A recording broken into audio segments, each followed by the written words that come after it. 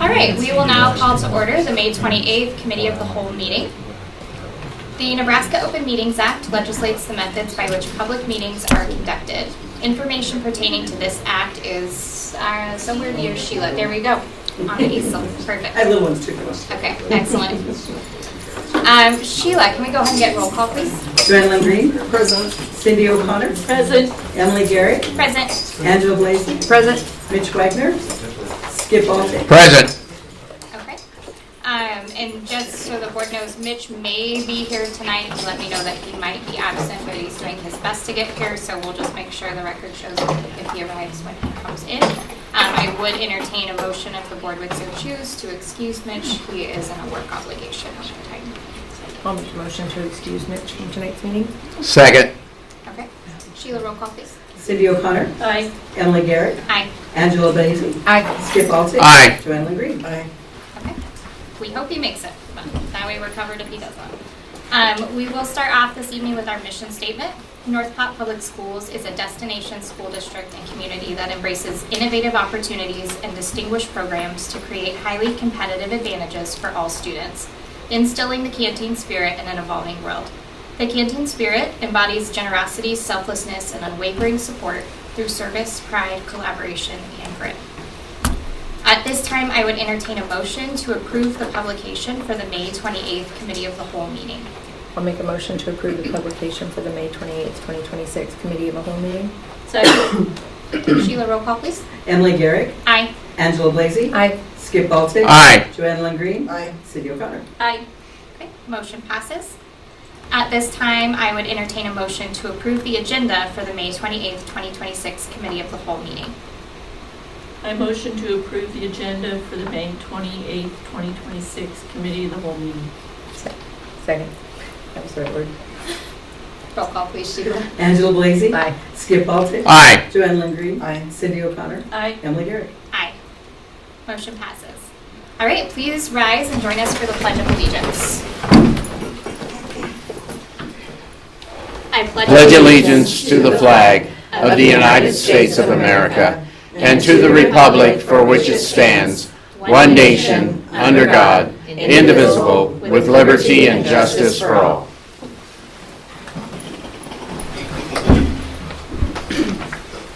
All right.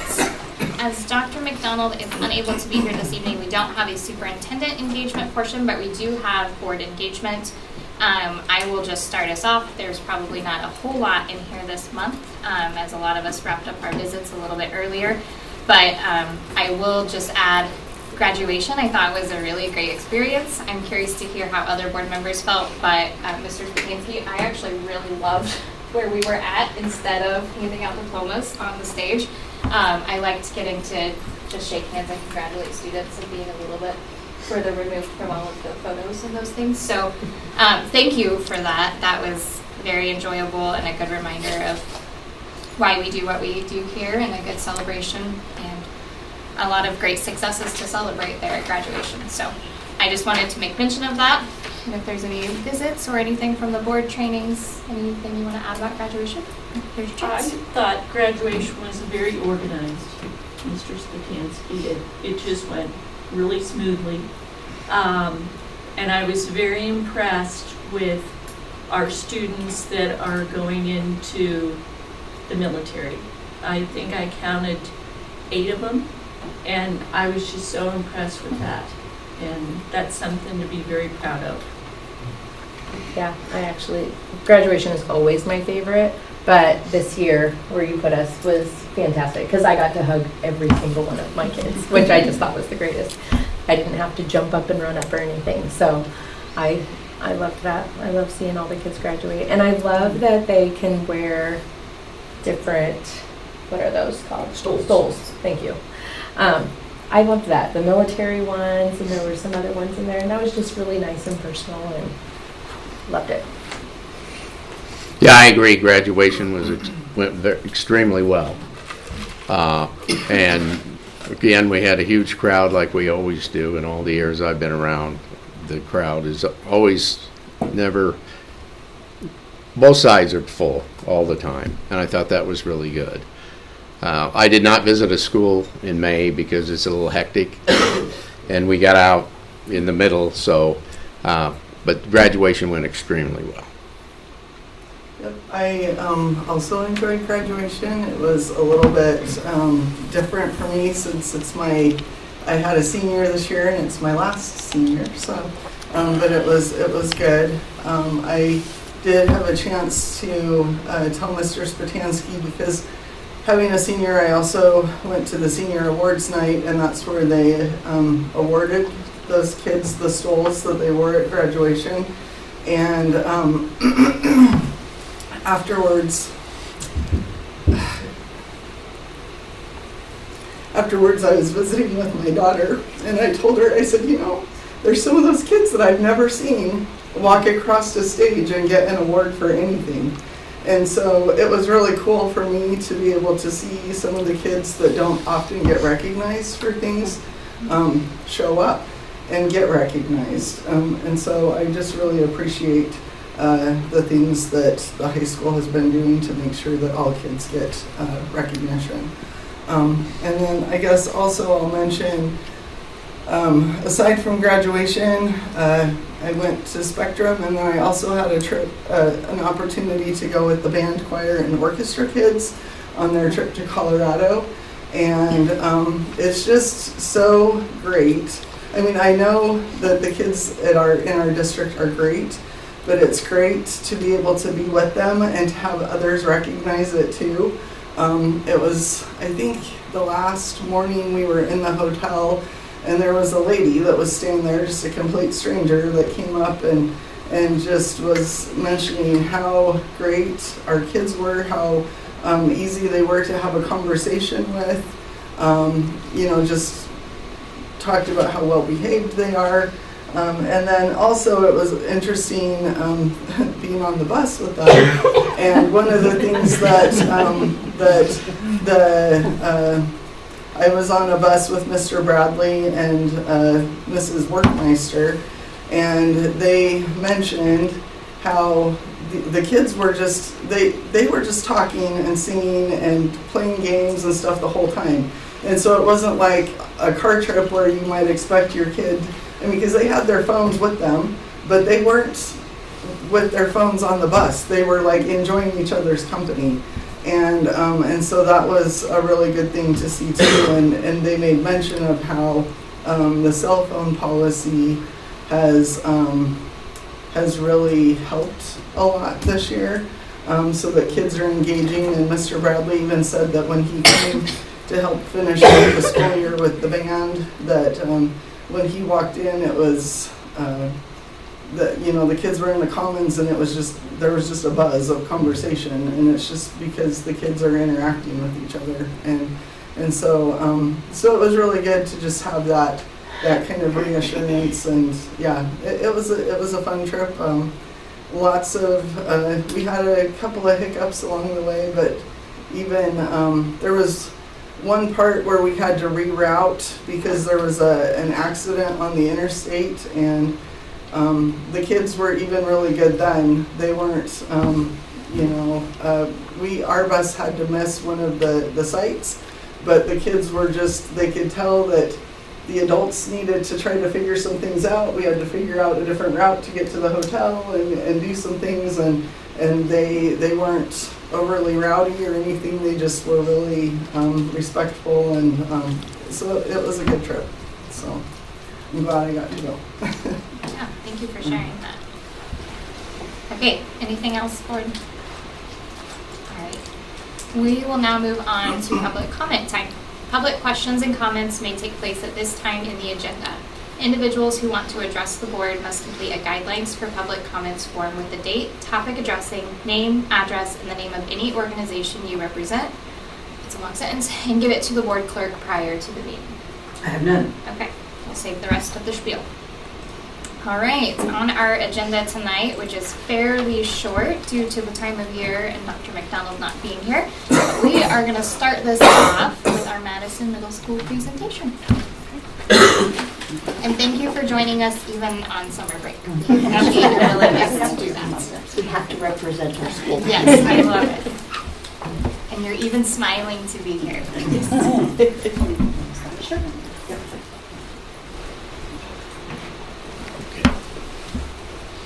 Okay, well, thank you to Madison for coming to Madison. And as you know, we are in summer, so we actually are in the midst of cleaning and everything. So appreciate you guys coming and spending your evening with us. I'm going to do brief introductions. This is Marcy Durfee. She's an ELA teacher here at Madison, and she's one of our ICU team leaders, and you'll hear more about ICU in the future. We have Heather Harvey, who is a math teacher. She is an ICU team leader also, and then she's also on our guiding coalition, one of our leads. And then we have Becky Tenike, who is an ELA teacher and also on our guiding coalition.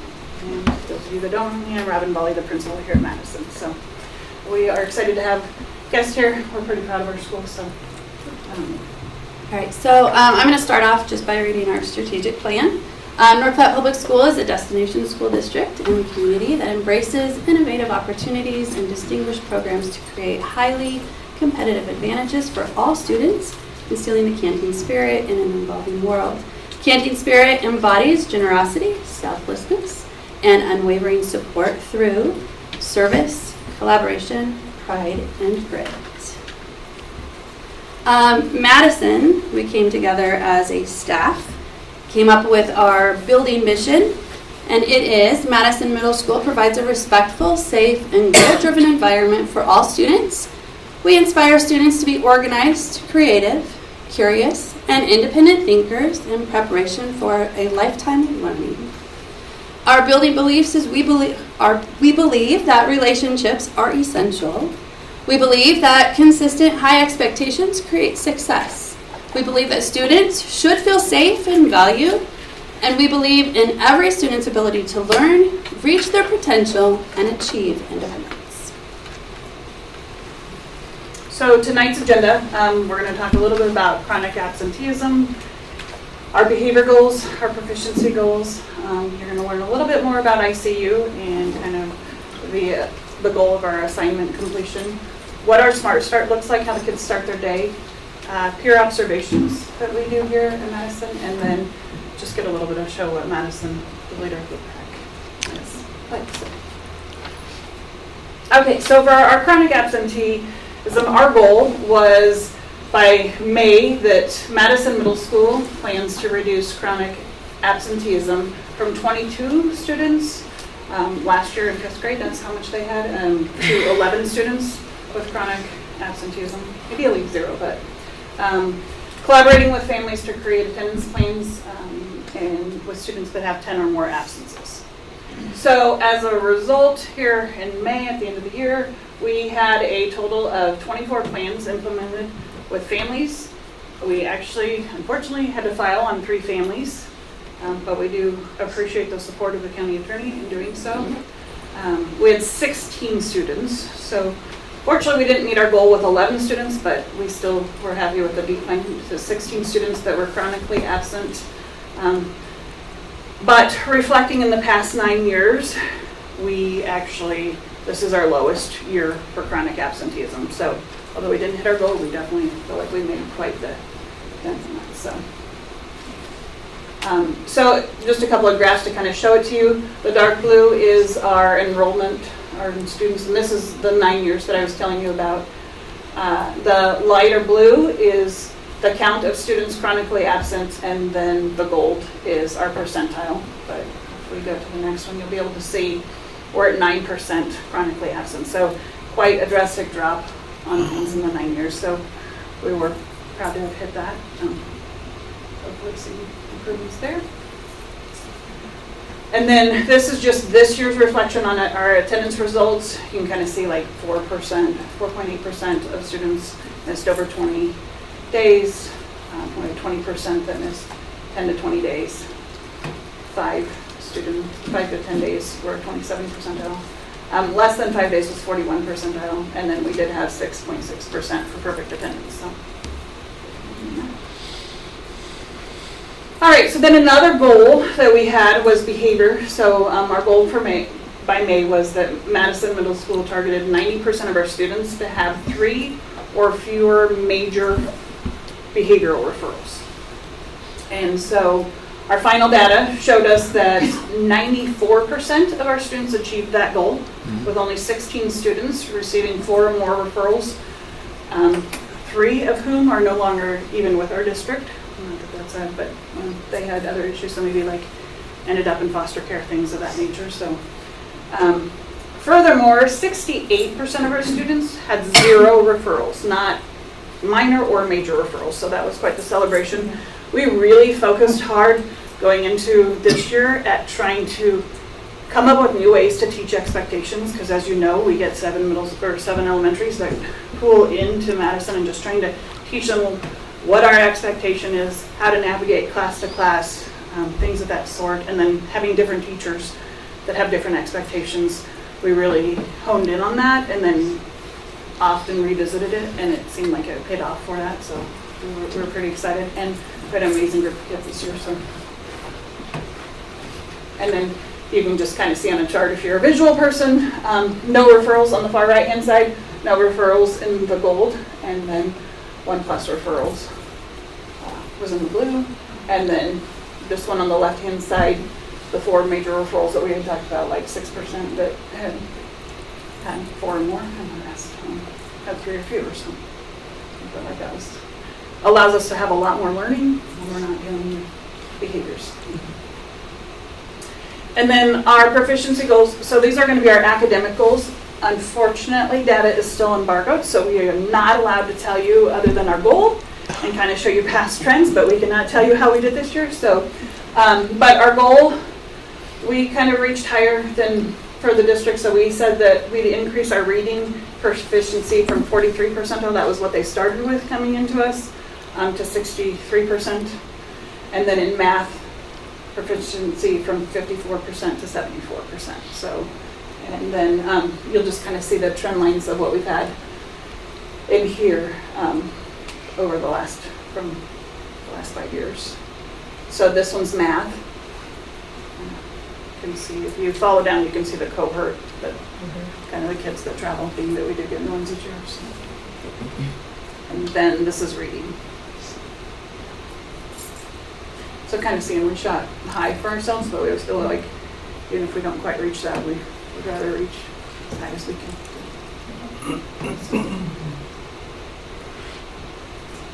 Okay, assignment completion was another one of our goals, and this is where ICU came to kind of to be a thing here at Madison Middle School. The discussion started in the 24-25 school year. Mrs. Belly and I both ironically had different contacts in Kearney Public that introduced us to ICU. And so we started with just a small group, a book study group, based around the book, The Power of ICU. There were 4 of us, and we had some really rich, deep conversations around this. And then Mrs. Volley organized a trip for us to go to Kearney to Sunrise Middle School to visit, and a group of teachers from Adams and administrators from Adams also went. And unfortunately, it was the beginning of their quarter, so we didn't get to really see it in progress, but we did get to discuss a lot of things with the principal, and there were a couple of teachers that also spent a lot of time with us talking about all the things ICU. And ICU is just what we think about when we go to the hospital, but it's about grades, and the kids' grades are sick. And we know that over the past several years that there's been a bit of apathy towards work completion, and how do we combat that? And this felt like a really good fit for us. We were pretty excited because we talked all the way home from Kearney. We were super fired up. We wanted to get started about it. And the thing that was so great about it is not just trying to deal with the student apathy, but also rewarding the kids that were already doing it as well, hitting both of those groups. So from there, Mrs. Volley expanded our group so that we had a teacher from every core curricular content area, and then also a teacher from every cross-curricular team on the ICU team. And then the work began. In fact, we started with meetings even after school ended that spring in 24-25. Mrs. Volley developed a schedule around that allowed us to have AM ICU that tags right along with our Smart Start group. This, and then PMICU as well, 30 minutes and then 30 minutes, which was great because our students for the first time didn't take their Chromebooks home, so they were able to check their Chromebooks out. We had an advisory group, we could touch base with them, and then they returned to us at the end of the day to continue, we check in with them, and then, of course, collect their Chromebooks at the end of the day. So we were pretty excited to get started. Mrs. Volley made sure that before we left for the summer, every staff member at Madison had this book to read, which was great. And so, set the goal going into this year. By May of 2026, students will have completed and submitted missing and incomplete assignments to a 95% completion rate, reducing the number of zeros in the grade book. Progress will be monitored bi-weekly using ICU reports, and staff will provide targeted interventions, reminders, parent-targeted interventions, parent contacts, academic support to ensure students meet this expectation. And so when we started the school year, we started off with the ball rolling, which was great. The ICU database, which I'm sure the board had to approve money for, really was instrumental in making this successful. The database helped so much with this. Teachers put the assignments on the database, and the parents instantly get a text and an email saying their student is missing this assignment. When we take kids off, like when we mark them complete, the parents also get that communication, hey, your student has completed this assignment. The students also get the email, they don't get text, but the emails as well, saying they are on and then when they are removed. So removing the hours that some of us were spending with parent contacts, it just automatically gets sent out to the parents. And I know that a lot of us were like, ooh, the kids would come in that next morning like, I'm on the ICU list, because their parents got that text. So it was so powerful. It was so powerful. So not only could I see the assignments I put on, but I could also see my advisory group, and which was really a useful tool, because to look up the kids who were in my advisory group, to look up all their grades for all their classes and what they were missing is really time consuming. I could sort the list by my advisory group, and I would just have my kids that were in my advisory group, and I could talk to them like, why are you missing this? What do you need? How can I help you? To get the ball rolling. The team met in the beginning weekly, and then we continued to meet throughout the year. We did change. We made quite a few changes throughout the year. We took teacher feedback from across the building, and we coupled that with the student needs, like what are the students needing? Because this was really about the students and getting that completion. And so doing that, the more the students progressed and learned expectations and how to like turn in and navigate, again, being a middle schooler, that helped us have to change too, because they started figuring things out or whatnot. Right.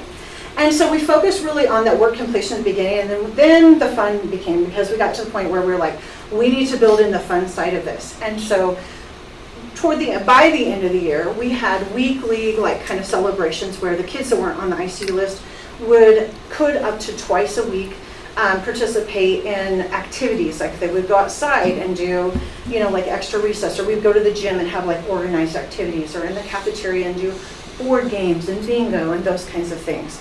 And so it was even more incentive for them to not be on the ICU list, because they did not want to miss out on that. Pack parties, Mrs. Volley organized with the specialist teachers for the most part, and we did those once a quarter, hoping to do them a little bit more frequently next year, or this coming fall. And so that was another huge thing. The kids did not want to miss those pack parties. And so they're just so much fun, and all kinds of activities. And not knowing when it was. Yes. Yeah. No idea. No forewarning. Yeah. And so, anyway, with this being said, we still have some work to do. We know that we still have that group that like, gosh, how do we reach these kids that are chronically on the ICU list? But, we're just in year one, and it is a work in progress. So, with that being said, we did have some pretty awesome results from the ICU. At the beginning of this past school year, 25-26, we only had 66.4% completion rate.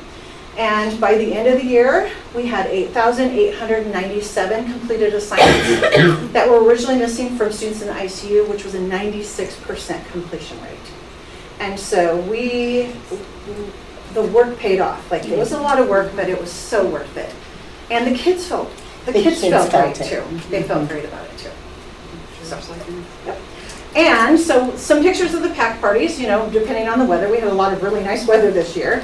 And so outside activities, and then of course there were some days that we were inside, and the organizers tried to make sure there was something for everyone. Not all kids are excited about physical activities, but they would maybe have a sidewalk chalk if we were outside to draw on the sidewalks and some of those things. So something for everyone was a big part of those. I'd like to add, we also even had an outside volunteer with the National Guard come in and provide an activity for the students during the pack party. So we're getting community involved as well. So it's a big plus. Yep. That's great. Okay. Smart Start. So Smart Start is the time at the very beginning of the day. Kids go to their lockers and then they go to their Smart Start. In Smart Start, we're the ones that we're their homeroom. Okay, so we assign their locker. We touch base with them, so when the bell rings, we go in, the kids are sitting down, and they're talking, stuff like that. We collect phones, which is a new thing this year, right? So we sit down at our cart and holler out a name, and they bring me their phone, and I unplug their computer and hand them their computer, and their phone gets put in the little slot where their computer charges. So so we do that for the whole Smart Start class. Then we lock it up, and we carry a key on our badge. And so that's how we did the whole computer phone thing this year. And I think it worked really well. It did. Especially once we got going with it. Once we got the system. Yeah, it went well. During Smart Start, we asked the kids, you have everything you need. You have pencils, you have your paper, you have your homework, you have everything you need to be successful for the day. And then we have attendance questions.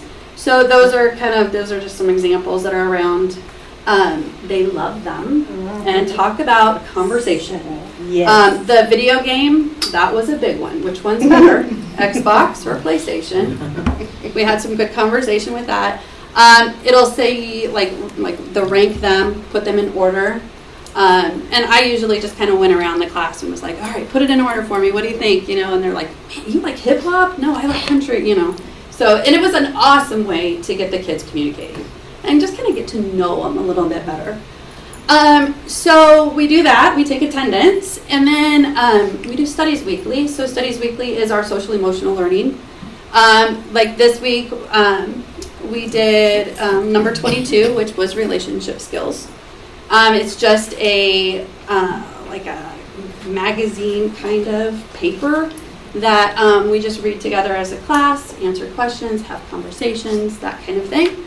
And then we also always hit those Boys Town skills, which that, in my opinion, is super, super powerful. Helps set up that expectation. How do you accept no? You look at the person and say, okay, do the task immediately, that kind of thing. So we hit that hard. And I think this Smart Start slide, every teacher has it. Every teacher starts the day with it. We are all on the same page. We are covering the same Studies Weekly. We are covering the same Boys Town skill. The expectation is out there that the kids know. They covered it in my class. They're going to cover it in tonight's class. They're going to cover it in Durkee's class.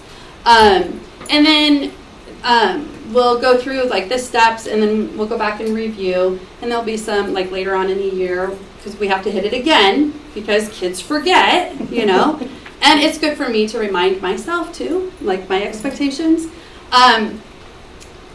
We'll go through different types of scenarios, like role play kind of thing, to just practice. What does it look like to accept no? What does it look like to greet a person?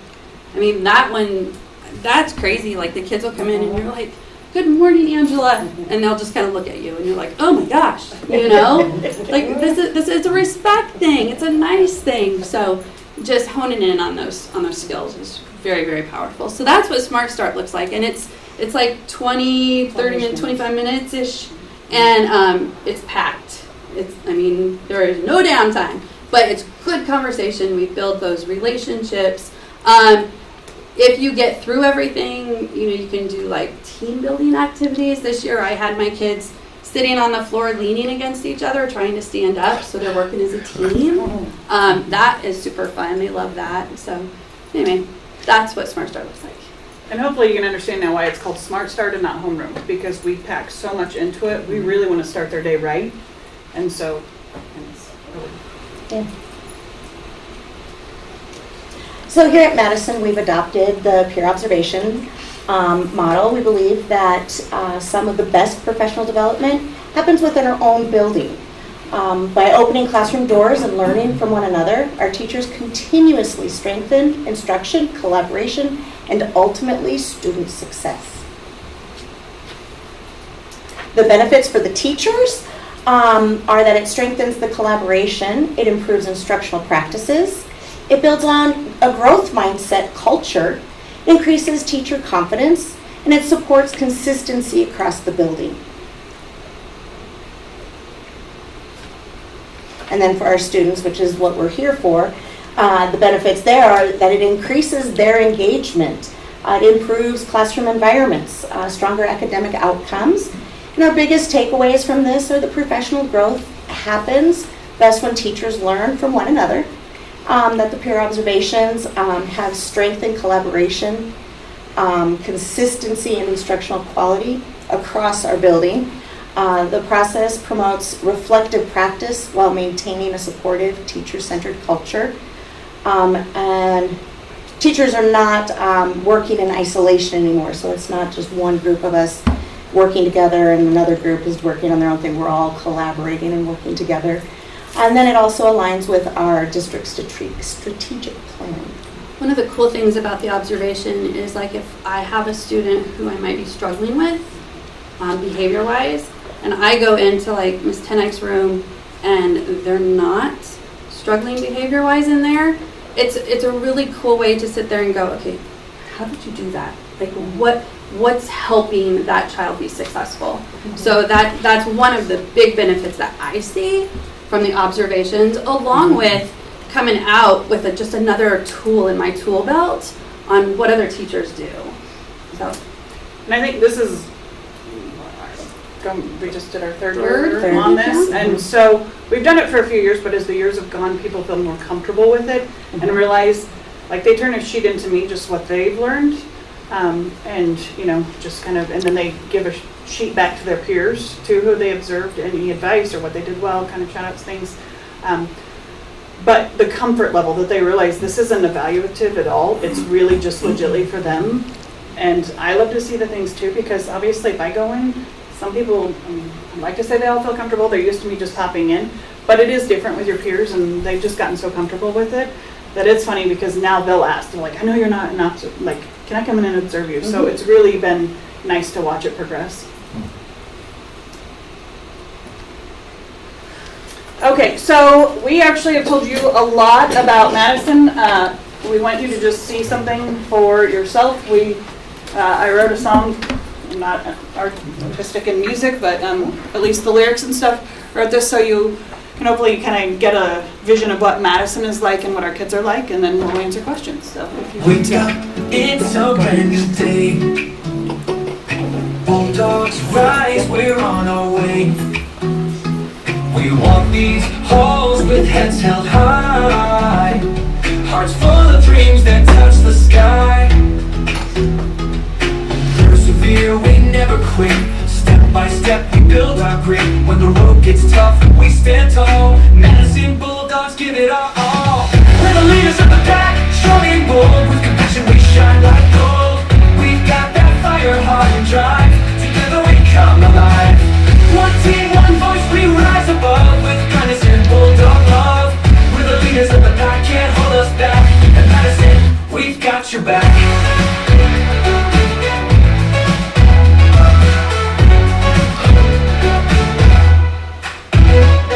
We own our choices, keep it real, accountable in how we feel. We solve the problems, find a way, lift each other every day.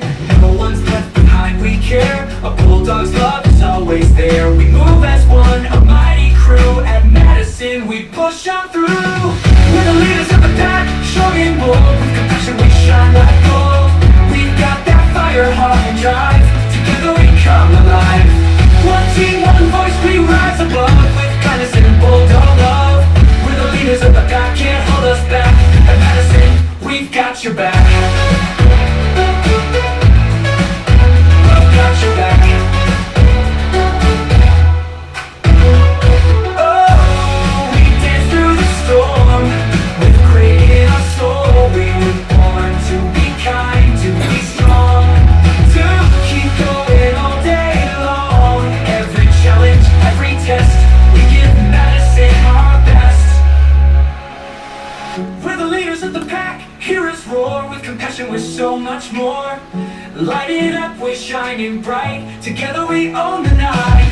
One team, one heart, we rise above, with bulldog pride and endless love. We're the leaders of the pack, can't hold us back. Our leader of the pack, oh yeah, we've got your back. Oh yeah, bulldogs on the track, oh yeah, never looking back.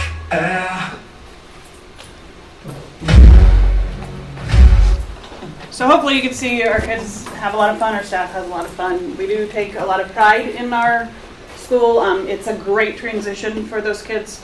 We say all the time, we get them as 5th graders and send them away as 7th graders. There's a lot that goes on in a year, but it is amazing to see the growth that they take, and I really do feel like it's a very safe place, and I couldn't do it without the amazing team that we have here. So I guess as far as that's our crew. So we are all welcome to answer any questions if you guys have anything for us. That is nice. Very good presentation. Yeah, I think it's really exciting to see the growth that you guys had this year. I also really like that Adams was able to travel with you to work on just so that there's that consistency, so that the things that are happening in this building will continue on when they go into their 7th and 8th grade year. So I did have a question about your mobility. Mm-hmm. Do you have high mobility here? I would say it's about an average every year. Like, we do get quite a few that move in and move out throughout the year. I don't have a set percentage as far as where we ended up at the end of this year. We face a lot of, like, the mobility that we have typically is either transfers out of state. We actually get quite a few that come back if they left in elementary, that come back to Madison for 6th grade to try out what middle school is like. And then the other part of it is there's a lot of stuff that, I don't know, I'm assuming, that it kind of goes in the elementary too, but we do lose families to kind of foster care and different stuff like that then they end up, once you hit junior high, finding a place in town is a lot harder. That's what we hear anyways, and it seems to be true, because typically when we have those families that those kids get put into something, they end up getting transferred out of town. Okay. But I will say our numbers started and ended at the same, pretty much. So we'll go through little influxes, but usually. Yeah, I just was wondering a little bit with the test scores and stuff, if that's, because I know that there's some schools that, especially the elementaries, that the principals will say, we got these kids like the day before the test. Yeah. And some of them don't speak English, or some of them have, other challenges, and so, and not that it's an excuse, but it's just one of those things that, that it can affect. And so even watching the cohort scores and stuff, knowing that it can have an effect on those kinds of things. So. It does, and we did get an increased population of EL that kind of came in this year facing that same problem. I'm just going to be honest, we had it in elementary, so maybe I just don't see it quite as big of a deal. It's a challenge you have in every town, so I feel like across the state we get it. One of the things that's interesting for us here, and I know Mrs. Johnson has done a really good job working with our SPED departments, in elementary, but when I first came here, the number of special education students we had, and then like one of the common themes that we we felt that we always dealt with was parents didn't want to, like the kids were testing pretty good, like about out of sped, but they were really nervous at what middle school was going to be like. So then we would have a drop of sped kids. Now, state-wise, they'll compare, who's enrolled at the beginning of the year and at the end of the year, but those kids no longer get accommodations. So we celebrate, maybe they dropped in scores a little bit, but if they didn't drop much, that's a celebration to us because things are no longer read to them, or they don't get all the accommodations and they're doing it on their own. So we have a lot of those celebrations here that sometimes on a score sheet, it doesn't look great, but those kids are being independent and doing that themselves. And that boost of confidence that they actually don't want the help. So we, a lot of times, are releasing students out of sped, not that that's, but if they don't need it. Now, again, like I said, she's done an amazing job since she's been here, so we've been able to, we don't see that quite as much coming up. It's been a progress with our district, so we're happy to see that, but that was some of, I would believe, a little bit of our data there too. Because it does, because sometimes it drops, but again, when you get to know the whole, it's still a win. Thank you. Yeah. When you set your goals from year to year, a couple of them, it was evident how you had set them, but I imagine it's a little challenging when you have one grade level and you guys have entirely new students every single year. So when you set your goals, rather than them being like that student population, like your students and that group setting a goal for your building, are you setting goals based on like where this particular group was at the end of last year and where you want them to be, rather than comparing them to last year's group? Does that make sense? So we've progressed in that, yes, because now we've got we've worked with the tech, we work with teaching and learning at getting the actual data, because when we first started, that's what we were doing. We're like this, it's really hard to do an attendance thing when you have kids that's this one group and then a totally different group of kids and parents, as far as that goes. But yeah, like this year, we pretty much had all the data of our kids coming in and where they were to where they ended. Sometimes we'll pull, instead of like the end of the year 5th grade data, we'll pull them the August data, because we do get the influx of kids that come and go too. So we want to try to compare like apples the to beginning apples. of the year goal or data, and then Yeah. a goal for the end of the year. Yeah. Yeah, that makes sense. So data from their elementary time is extremely important for you guys. It is, and that's the big part, is trying to keep that line of communication when you have 7 different schools. Like, how do we get everybody's attendance data? So I know, like, that's where I was able to see who was chronically absent last year, which, working with Kyle over in the tech department, and Brian's been great to help us just get that stuff, because it's hard. I don't have access to that until they get here. So.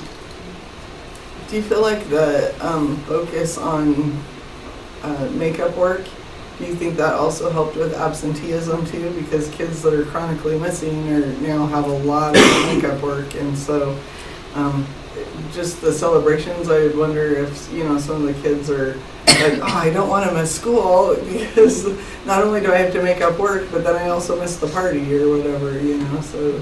It is. I think it's a big part of it. This year we really dove into also suspension data from 5th grade and what they had, and we decreased by half the suspensions time from 5th grade.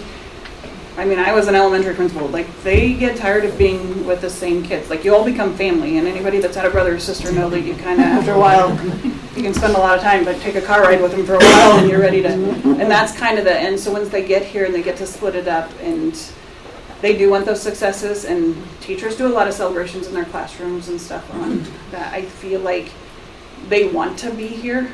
It's a little bit different, and they do get their peers and the social interaction too. I really feel like they like it, and they really did like the ICU, but they like their smart starts and their times that they get to. And I think ultimately too, when the kids figured out the system, so they went from elementary expectations, and then they figured out, oh, every teacher has assignments, so if I miss a day, I might have 5 different assignments.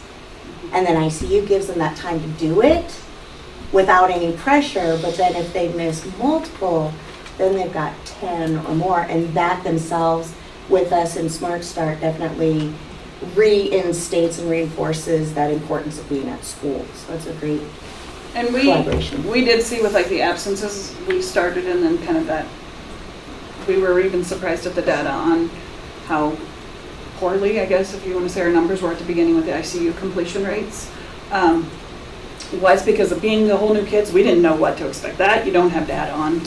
So you're just going off the beginning of the year and the end. And we did start a Wednesday school, so it was when we're doing our PLCs, our paras are working with the kids and we print off the ICU list and give them a couple of assignments, and then we call all the parents and say, hey, well, as many as we can contain, but we kind of have that cut limit that if you've missed this many, you're going to stay in. We try to say it's not punishment, but we really need them, because if it isn't, then we'll look at giving them Thursday school to help them get caught up. But that's been really helpful for us because they're here, our teachers in their building, they see that the teachers are in school, but they're in school finishing up their assignments, and so that gives them that little bit of extra time. It makes the parents a little competent to what they're able to help with. So. I think another thing with the homework completion is that the beginning of the year, they're babies, you know, and they're coming in and they're clueless.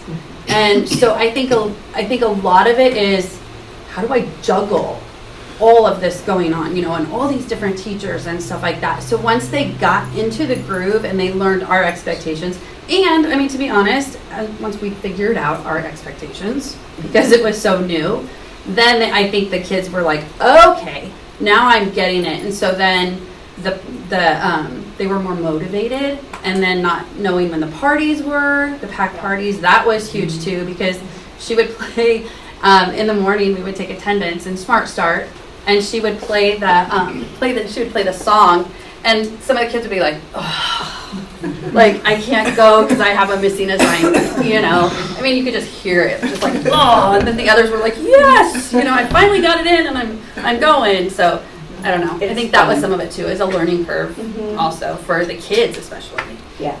And being in elementary, you know, I've seen that world, and they do an amazing job. It isn't like they can't change what they can't change when you have the same teacher. But I know, you know, I see the difference with the kids. Like, if you're the same teacher all day long, and say you have math in the morning and then you're doing the social studies assignment in the afternoon, well, if you finish your social studies assignment and you've got 10 minutes left of still that lesson, well, I can tell Skip here to get his math out and work on his math, and I can help him keep track of his assignments. Where when you move class to class, you might be in my class, but then Miss Durfee doesn't know that they're missing an assignment in my class until, like I said, at that ICU time, then she can pull it and see. But that's the big navigation system for them, because it's like trying to do that, figure, do they have all their supplies that they need to go? It's not in their desk anymore. It's just a learning curve.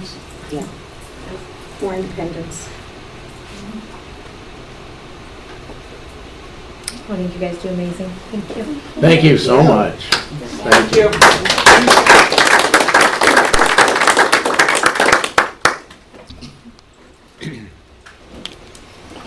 Okay, we've got 2 discussion items on here this evening for the board. So we are bringing back the discussion of creating a Board of Education handbook. So there are 2 attachments there of sample handbooks. One of them is one that NASB had put together kind of as a draft with some placeholders of how they approach handbook creation. And then there's another one from ESU 7, which Angela tracked down and got them to share with us, which was very kind of them. But also a very great handbook, a little bit different approach on how they have done things. And these attachments, just so everyone knows, were sent out to the board a while back. We kind of pushed pause on this conversation because there were a lot of other moving parts and things happening.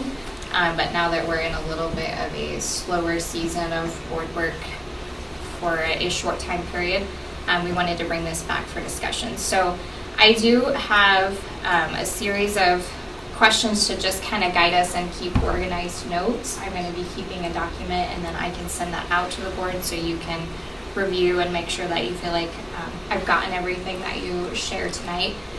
Marcia at NASB, she and I had a great conversation on how to kind of start this process, and she is fully willing to just help us create something, so not do a full workshop and a big rigmarole out of it, but basically compile some of our notes and questions and ideas tonight, I will share those with her if the board is okay with that, and it is no cost to the district. She's just willing to take some time to help us organize that and provide some suggestions and help us get it created, which I thought was very kind of her to do that. So, starting off, I would like us to first discuss as a board really what our desired purpose of the handbook is, like how we want to see it be used, what we want the function of it to be, what is our overarching goal in creating the handbook, because then I think that that should guide the rest of our discussion on that. Well, I think it would be a good tool for board members to get information that we need to follow. I mean, it's nice to go on and we can pull it up online and look through policy, but to me, this would be, I guess, an easier method to look at. Well, I also think it would be very good for new members. I think that is one thing we probably have not done a tremendously good job at doing. However, one of the things, as I looked at these, I think we need to be careful of how big we make it. Because if you've got 58 pages that you hand somebody that walks in, so I really believe that's where we need to look at that as start, but also make sure we only put things in there that are really going to be essential to being a board member. And example, policies, I wouldn't put the policies in there so much as if there was a situation, it would be the number of the policy. That way, because you can just go right on and look up any policy that we have. But I don't want it to get too big, because then somebody sees that and you bring it out this thick and they'll say, what did I get myself into? Yeah. But I think it would be really good for new members. I really do. I agree with that too. When I looked at these, I thought, oh my goodness, 55 pages. Jeez. Yeah, and I looked at some of the things in there and I thought, this is really parts that weren't essential. I can't pull any out of my head right now, because I did look at both of them, and I thought, you really don't need this or right. this. But I do think we do need one, because we haven't had one. And but to keep it in perspective is what I really think we need to look at. Yeah, I kind of view this as almost like a reference point. So, for example, if you don't know, if you're new and you don't know, like the reporting structure of the school district, then that would be something that you could, find pretty easily in the book. And then I know Angela at one point had mentioned on the website putting the voting boundaries for the different wards, and I saw that was something that was in the ESU book, so there's things that, and then probably just a few things that maybe once you've been on long enough that you hear it enough that, it's more common knowledge than when you first get on the board, so. But even like the board responsibilities, I know a lot of people come to get on the board and we're going to do this and we're going to do that, and then you get on and you're like, yeah, that's not what I do. That's not our job. So I loved that it had the board responsibilities. That was something when I went to the state convention and I took, and it was a different director at the time at ESU 7, but that's when I took their training, and they showed how they were doing this and how they onboarded. And they would have a new board member take time every month or whatever worked for that board member, and either have a meeting with the superintendent or teaching and learning or finance, and just ask questions if they had them. And I thought, oh, that would be really great. I wish I would have had that. Even little things like, what is dress code? Because sometimes you call people and they don't give you an answer. Chain of command is nice. all the things.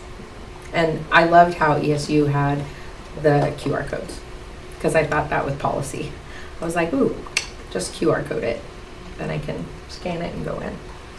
And that cuts a lot of paperwork out.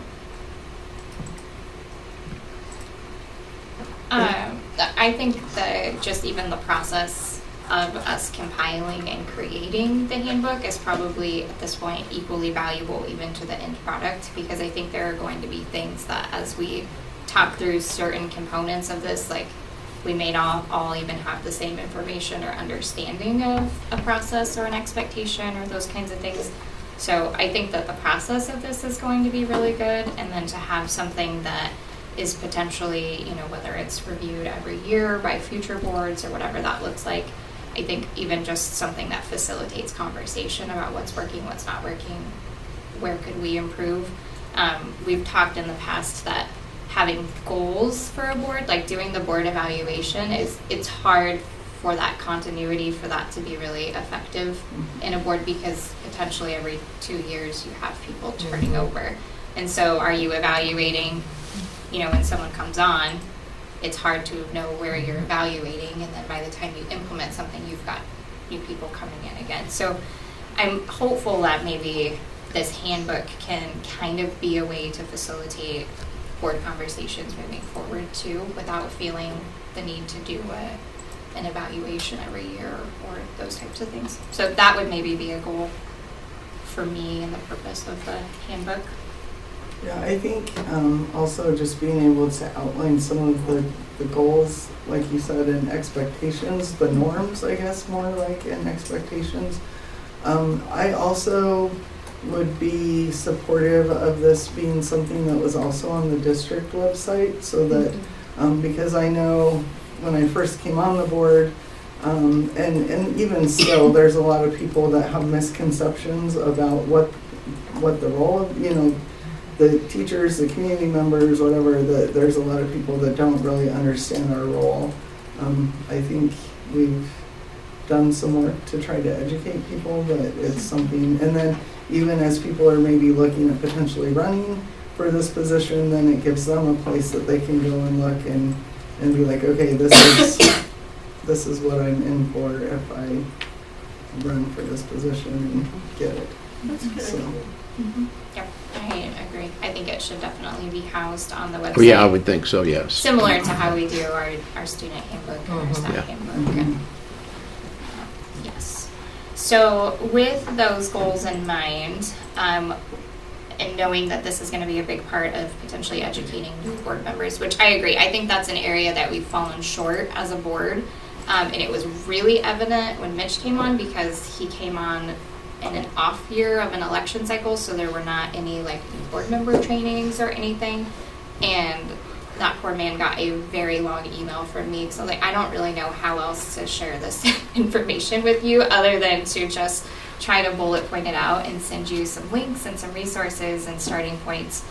But that really was eye-opening for me, of like, we don't really have anything in-house to facilitate that. So with that in mind, and knowing that part of the goal is just to maybe address misconceptions or the role of the board, what are questions that you had when you came onto the board that you would have liked answered at that time, or that you asked of somebody?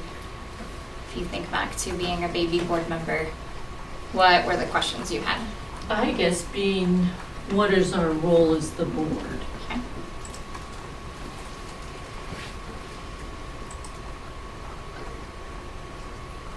I think communication, the way that we communicate with each other and the way that we can communicate with others within the district. Okay. No reply all. Yes. And then especially with our our policy that we have now, what to do when you get communications from other people that aren't to your school email. Yep.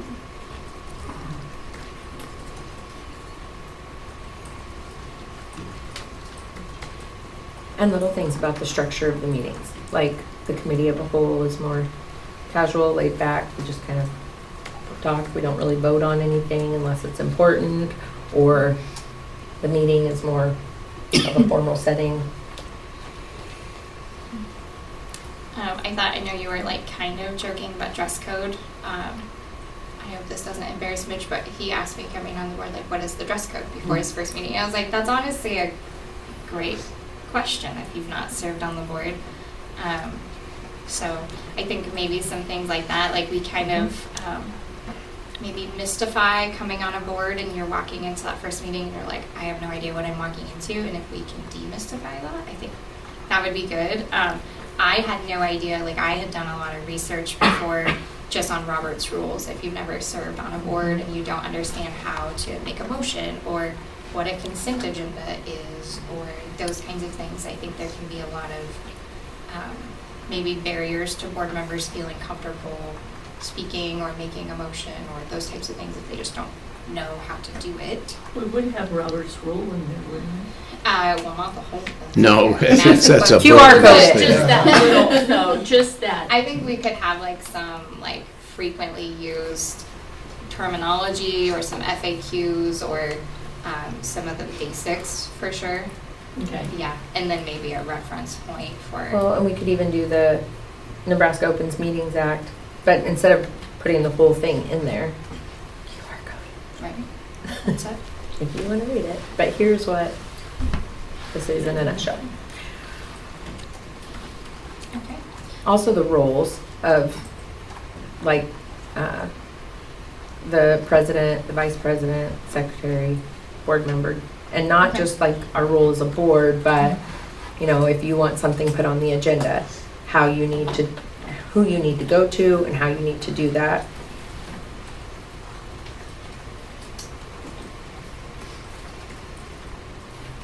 Okay. Anything else that were questions that you had initially coming on the board? Or no shame if you had that question 3 years in and you just didn't think to ask it sooner. Well, one thing that was really helpful to me is I was able to sit down with Stuart when I first came on and kind of have like a budget. So Crash course. Yeah, a crash course, literally. So anyway, but just being able to know who to talk to and that those opportunities are available to everybody. That if they need to learn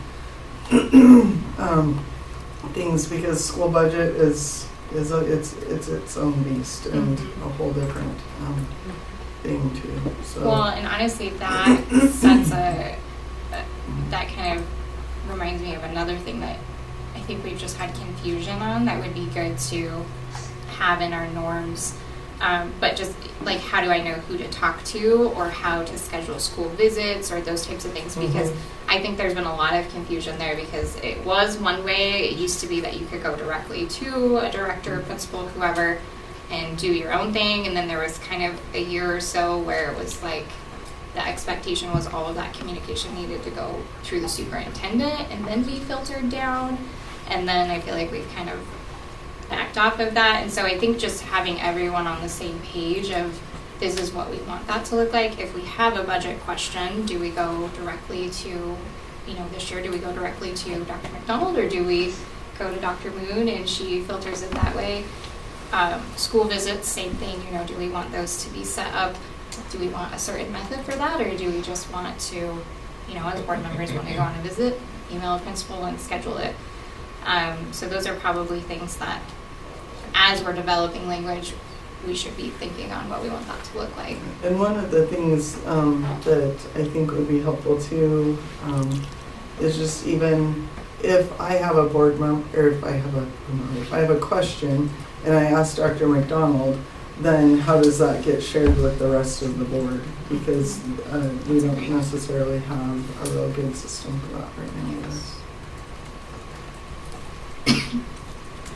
Yeah, I kind of like Joanne's, well, maybe this wasn't your idea, but when she said that she went and met with Stuart, I wish we had an onboarding process and procedures where it's not just a handbook. A handbook's great, but you're going to have a meeting with this person. You're going to have a meeting with this person. And not that it's going to take hours and hours out of your week or whatever, but maybe, hey, 15 minutes before the meeting, And we come and have a had- conversation and We then. have had some variations of that, but I think just, especially like with Mitch coming on, the situation with the superintendent wasn't exactly ideal, and so there's, I think, but yeah, being able to say, you know, This and is our even like procedure. when you were elected, it was during COVID, and you know, like all of those. Yeah, I was gonna say, things. we haven't done anything like And that so, since I've been yeah, on. so, but I know over the time that I've been on the board that we've had Mhm. some different variations of things, but just there's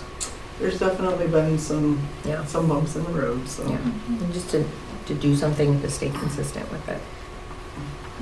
Well, I think the relationship piece of that is honestly what I guess I feel like we're missing a little bit, because I think we're very cautious as a board that we operate as a whole group, and I think we try to be very careful that everybody has the same information and all of those things, but there is a relationship piece of things, and I think sometimes we miss that. So if you've not had an opportunity when you come on the board to meet with individuals in their roles and really understand what they do, and you only have a relationship with, you know, one administrator and a board, then when it comes time to make decisions, not only as a board do we maybe not have all of the information or understanding that we need of that person's job and their role, but on the flip side, they don't have any reason to trust us as board members either.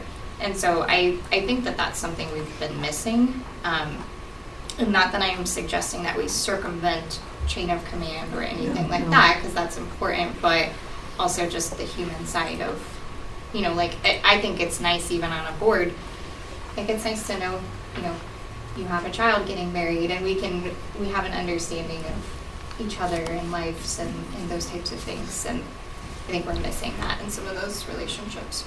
Yeah, and I think that's something that, and I don't know, Skip maybe could share his perspective on this too, but I know when I first came on, our board used to travel to the state conference together, or we used to go to different trainings together. I mean, there was a lot more opportunities for us just to get to know each other on a more personal level, and we haven't had as many of those, or we just have people that are busy enough that they're not taking advantage of those as much. But yeah, things especially pre-COVID were a lot different than they have been the last several years. I'd agree with that, yeah. Mhm. Okay.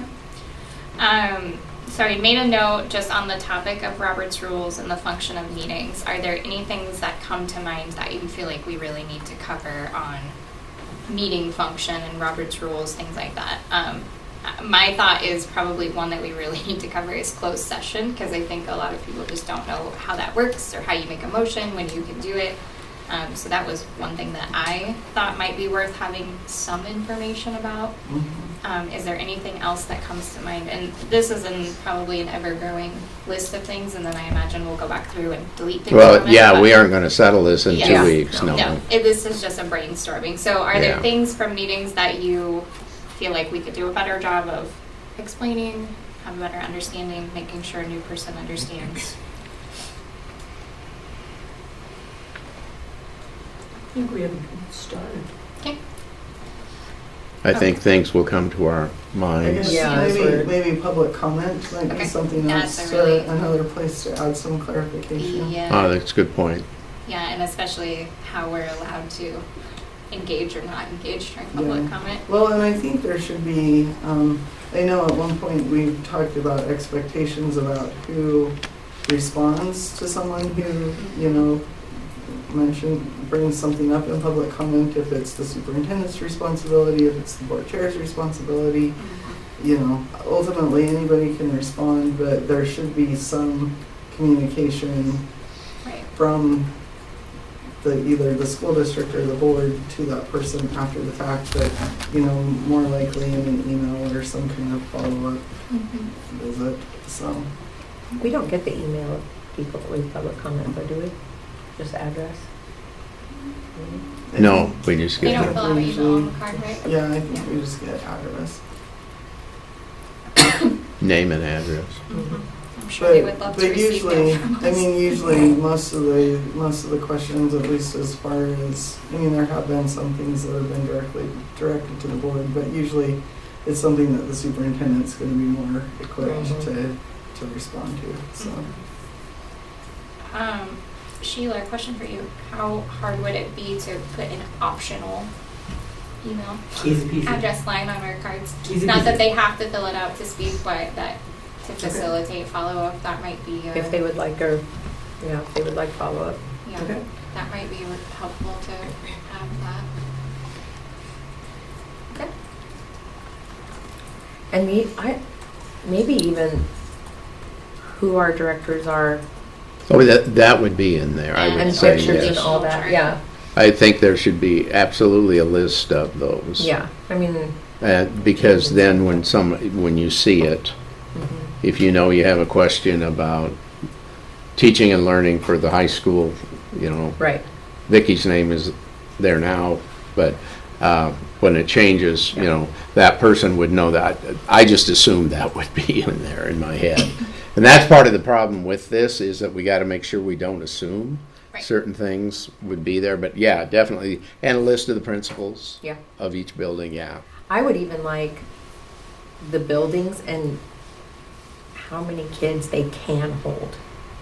Because we see enrollment all the time, and Dr. McDonald does a very good job of showing us how many are enrolled and how many they can. But, when you're first coming on, it might be nice to be like, oh, Jefferson can hold X amount of kids. Oh, Madison can. And just have that knowledge, because I had no idea until I started talking to Stuart. Right. I actually think it would be, so one of the handbooks, I can't remember if it was one of these, but if it was just something I was looking at elsewhere, but I think it would be helpful, especially in a district our size with so many buildings, and there's history there with those buildings. Like, they've changed. Like, Buffalo used to be an elementary, and now it's a school. And we've closed buildings, and we've done different things. Sometimes it can be hard when the public has questions about things, and you maybe don't know the context or the history that they're talking about. So I think it would be nice to just have any pertinent information and history on buildings, how many staff work in that building, how many times, Angela, when you are sending, administrative assistant appreciation day gifts and things like that, are you emailing saying, how many people are in this building? Jordan.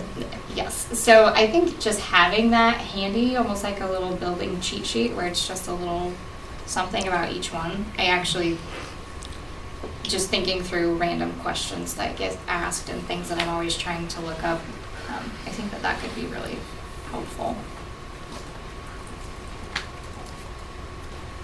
Okay, backing up just a hair, it was brought up to make sure that we really cover like the expectations of board members. That was one thing that Mitch, when he knew he wasn't potentially going to make it tonight, he had sent over that he thought it would be helpful to make sure that when we're onboarding new people, they understand all of the different expectations and what's like optional and what's not optional. So obviously meetings, but there are extra things beyond that are expected of board members. Whether that's going on the radio, Or the audit. your rotation, the audit. We're hoping that board members are engaged and taking time to go on school visits or attend events or whatever that looks like with each person's availability. So are there things like that come to mind that you feel like we need to really figure out what that looks like, what we expect of board members? Anything that I've not thought of yet? Well, I think that's a good idea because, how many times is it? 2 or 4 times a year we do the audit. And then there is a chance we can do the other audit. What is that Depending. called? Yes. Yeah, but I mean, there's a Yeah, chance the for annual. the annual one. Right. The I'm like, annual what word am I looking audit, for? where they choose one of us Yeah. to talk, yeah. So that's kind of good to know because I think that was my second year and it was like, oh, I've got to do what? I was terrified. I did it my first year, I think.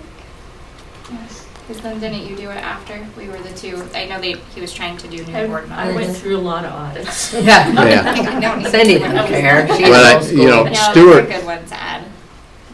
Going back, Stuart made sure that every board member, hopefully in the course of being on the board, did it.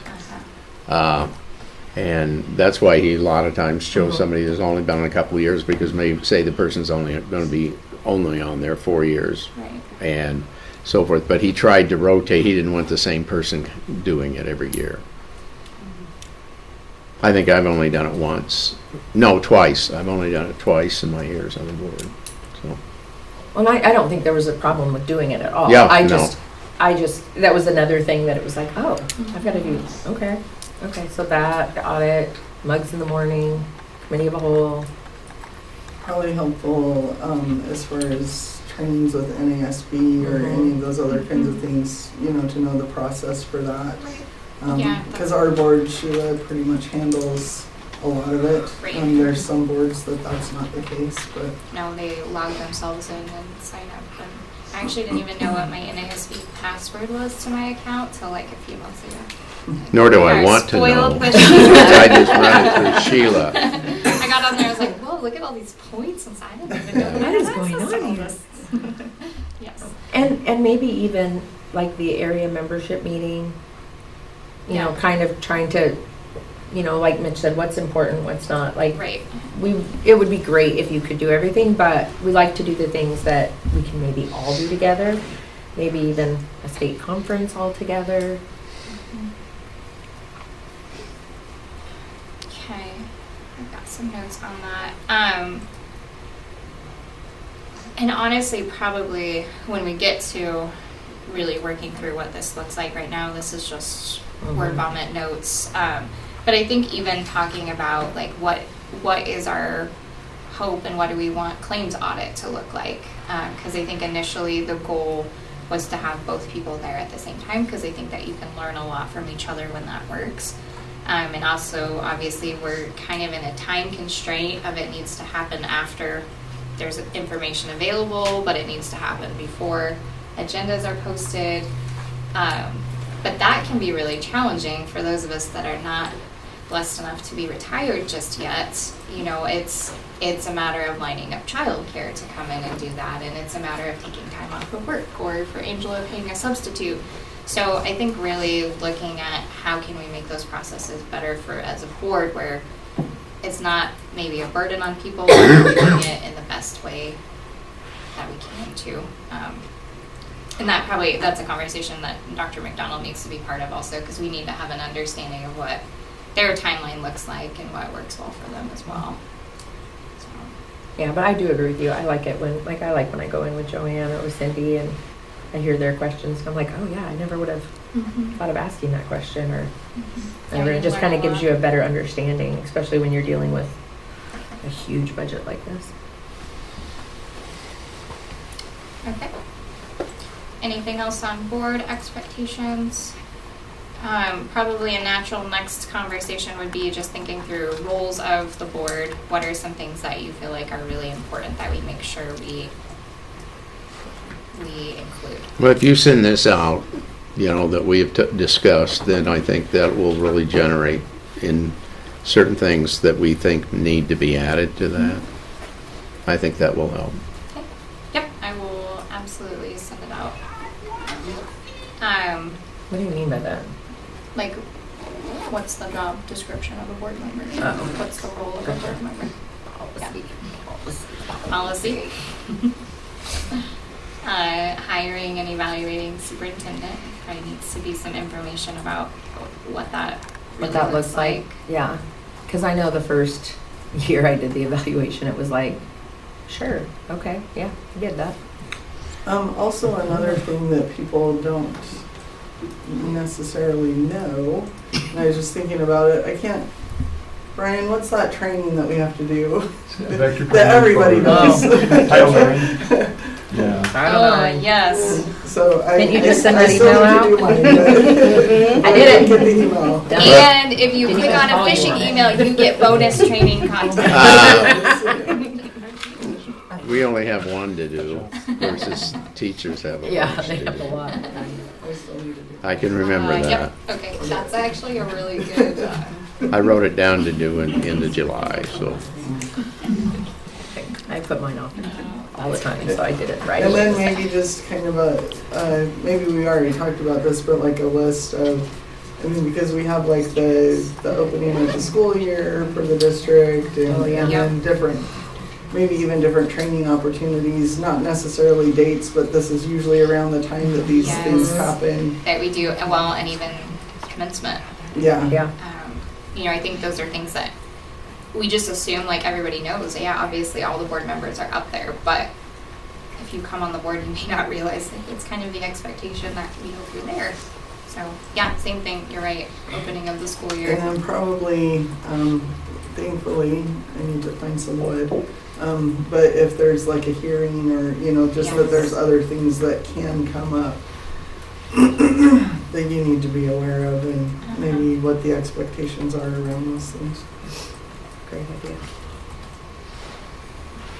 Okay, that expectations of board members list is growing rapidly. All right. Anything that you want to address as far as specific policies that you feel like you reference often or you need to make sure that we have handy? One thing that I think would be good is probably chain of command. Yeah. I think that's something I answer a lot of questions In on. that North Platte sample one, that must be from NASB, they actually have a chain of command Mhm. in there. I like that because it's Yeah. visual. I love visual. Okay. Anything else that you feel like you're referencing often or would be important to have? I've gone through too many policies this year. I'm thinking just the policies that pertains particularly to the board because there's really That not first that section. many. Yeah, well, that's what I was meaning earlier. The ones that refer to us specifically, but not putting them in there, just that it's policy and giving the number. Right. Or Well- just maybe a brief synopsis. Or if you want to have the barcode thing with it. Yeah. Yeah, because your When we handbook get that doesn't have far. to include policy in its entirety. It Right. just needs to be in alignment with policy. Like it can't contradict policy. But it could be a little bit more user-friendly maybe in the language of how it's presented too. And if you have the QR code, because then if it changes, if legislation changes anything, you don't have to update the handbook because it's already, Well, that probably would get Yes, updated every year anyway, QR but if it's code. online. Well, yeah. Right. it wouldn't just take it to the policy. I don't know. Sheila's how that like, works. you guys are gonna make my job hard in organizing your policies. I'm excited. You can I don't know how it works. You should have seen me the day Brian said we could do that. I was like, oh my God, that's great. Because then I don't have to dig them up. There you Dig 'em go. up. Okay. We've already talked a little bit about open meetings law. We probably do need to have some sort of a section that's kind of like laws and limitations of being on a board. So I would view probably open meeting law, maybe having an understanding of personnel related issues. FERPA is probably something else we need. Just even understanding that anything we do within our role as a board is technically public information. So, you know, if you bring notes or you're writing notes or the notes that I've typed in Spark tonight during Madison's presentation for my write-up later this month, those kinds of things are all technically public information. And I think a lot of people maybe don't realize that. Is there anything else that you view from laws and limitations, those kinds of things that you think we need to be sure to include?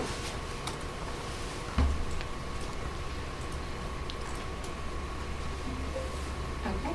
I don't know what you could put in there, but something about, I don't even know how to word it. In my head, I'm thinking church and state, but my thought process is parent versus board member.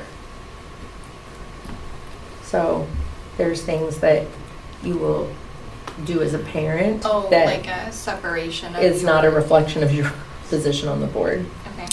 And you cannot make those lines cross. Okay. I don't know how to word that correctly, but Yeah, and honestly, that's something that I think would be a good board discussion, because I think that that is probably something that at some point most of us have had to navigate some sort of separation of, I have my board hat on right now, or I have my parent hat, or whatever it may be. Yeah.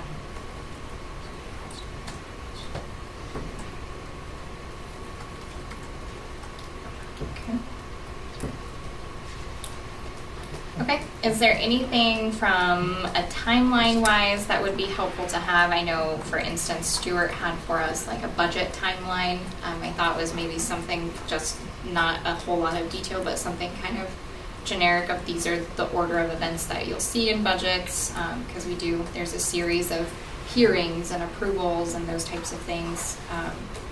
I also thought maybe like the negotiation timeline and process. yeah, that's another thing. That's one of our expectations. Yeah, those are, Yes. state statutes. Yes. So, Well, and I think NASB has, just kind of like the monthly suggestions of things that you talk about at your meetings and that kind of thing. And then also maybe how the legislative season works. Yeah, that's And a really good one. Okay. Things to know and to look out for, and maybe different terminology, defining different terminology with, Okay. general file and all of those kinds of things. So we can all understand what Skip's telling us during his legislative. Exactly. Nod and smile. No, I'm just kidding. No, that's actually a really good, because that is a piece of what we do, for sure. And honestly, probably something about advocacy under our expectations, what we expect that to look like as a board member. Good thought. Okay, let's see. Got this. Talked about policies.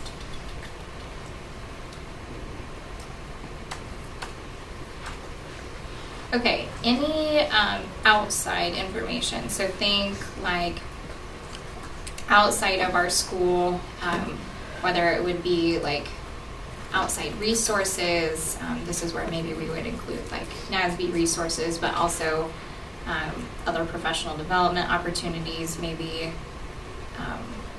resources for other local governments or state representatives. Is there anything like that that you think would be nice to have gathered in one place for you?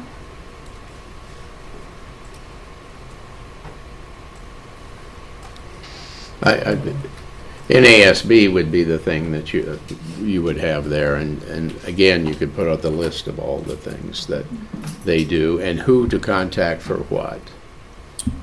Because they have their own chain of command. But we don't just message Marcia for everything? Nope. Poor thing. Okay. Anything else on that? Okay. Those were my questions to kind of start our talking points, and we've got a pretty solid note list of things here that we should probably work on organizing and gathering. Is there anything that I've not asked or thoughts that you had about board handbook that you want to discuss now in the foundational stages before we start putting something together? No, but I did like how they had a picture of a building. I'd like a picture of all of our buildings. Oh, that's it. I think that's reasonable. Certain we have them. Okay. All right, well, this will be a continued discussion, so what I will probably do is I'll send this note document once I've spell checked it and make sure I don't have any silly typos in here. I will send it out to you so you've got that in front of you as a board, and that way if you think of things that are missed or I've typed something you're like, that's really not what I meant by that, and you want to correct me, that's fine too.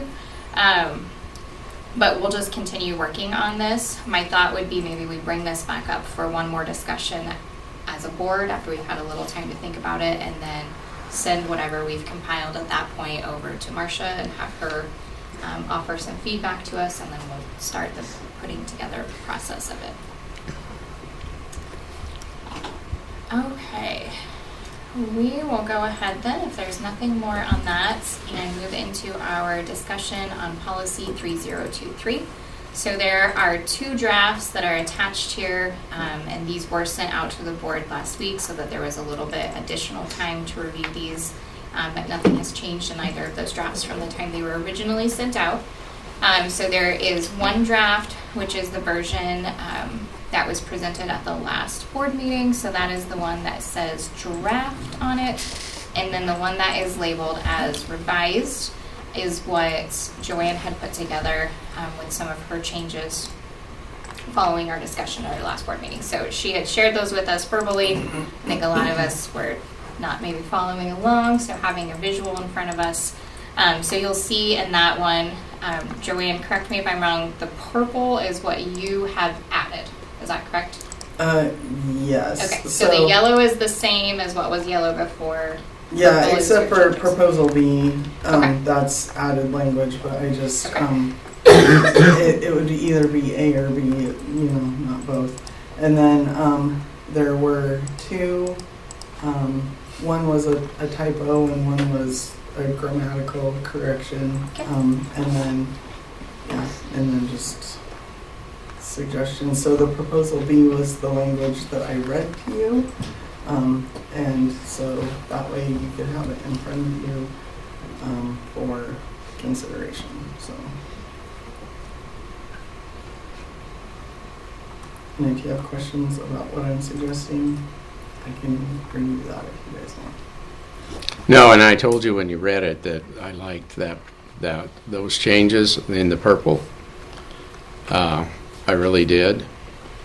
I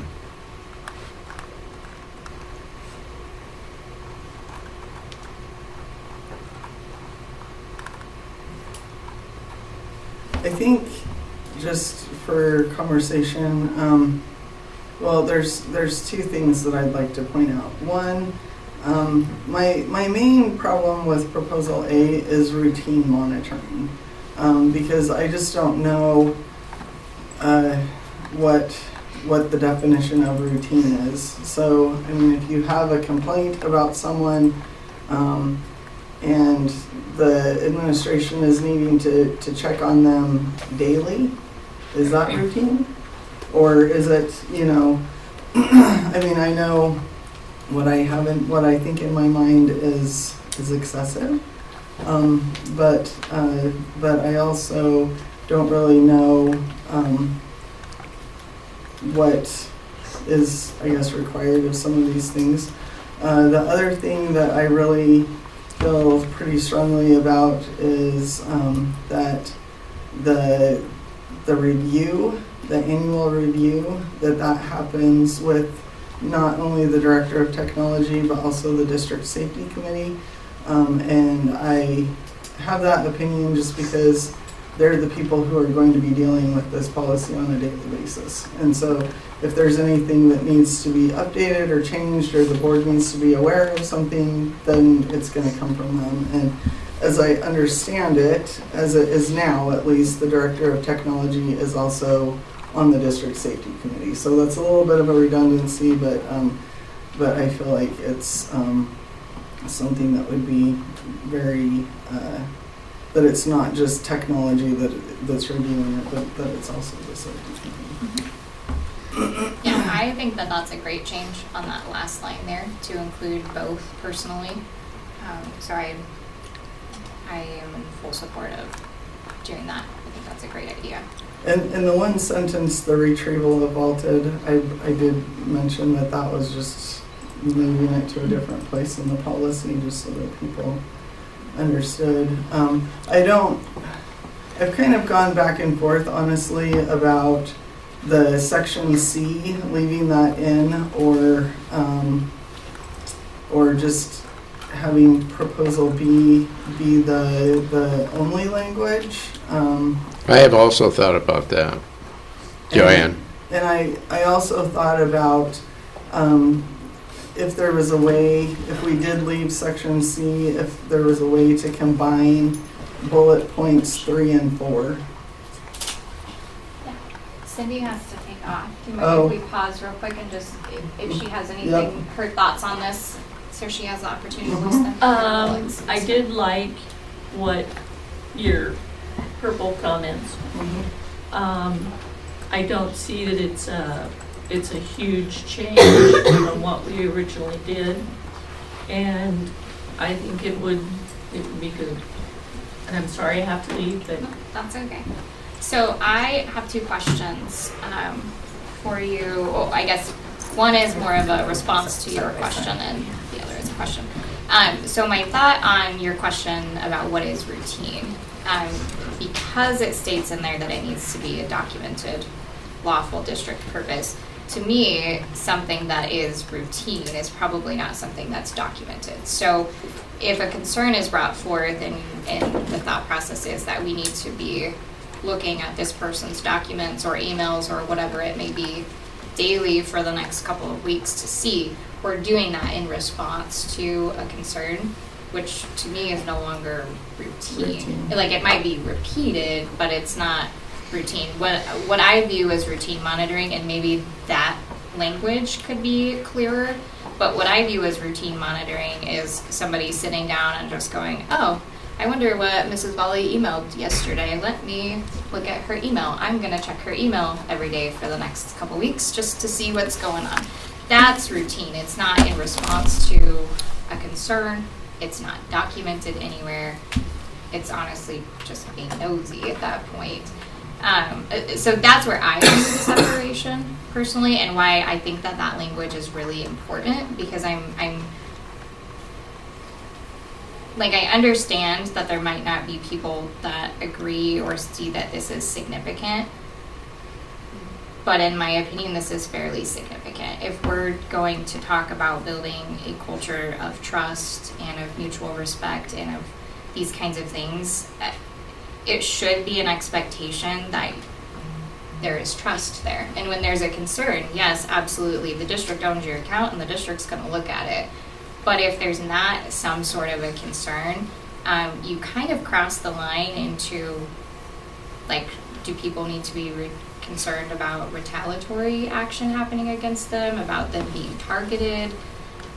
There are some real legitimate concerns on the opposite side of that. So that's my thought process on that. And then my question for you would be under that permitted access. So if we took that section out, like, I think your proposal covers the reasons, but then what would be your proposal for who can request access to those files?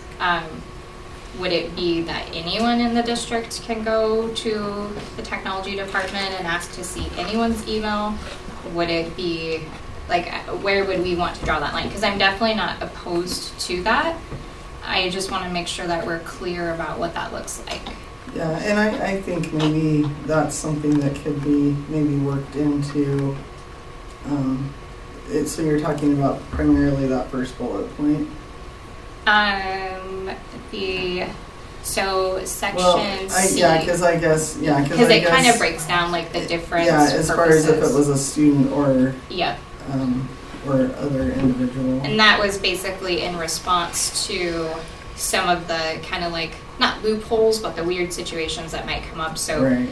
Making sure a building principal had the opportunity to investigate what they needed, or the example that Brian brought up, what if there's a cybersecurity threat and it's 11 o'clock on a Friday night? Does he need the superintendent's explicit permission to go in and address it, or is he authorized to do that? Right. So that's kind of what I viewed that permitted access as. And I'm not married to that. I'm okay with getting rid of that. I just want to make sure that we still have something defined, because otherwise it kind of would feel like a free-for-all. Do you feel like that needs to be defined in policy, though, or is that something that's more procedural? I think to some extent it needs to be defined in policy. And maybe not to this specific extent. But honestly, if we're not going to define who has access to it, we may as well go back to what we had before, which was a very vague policy that created some serious issues. Well, if you keep, in the B, under if the district has subscription on Google Apps, if you look at B, which she said access, vault access shall be limited to document lawful district purposes and shall not be used for routine monitoring or surveillance of staff, students, or board members. That's pretty specific. Yes, that's the section she wants to get rid of. That Yeah, was my language. The A was what we had before. The B is Joanne's language. Yeah.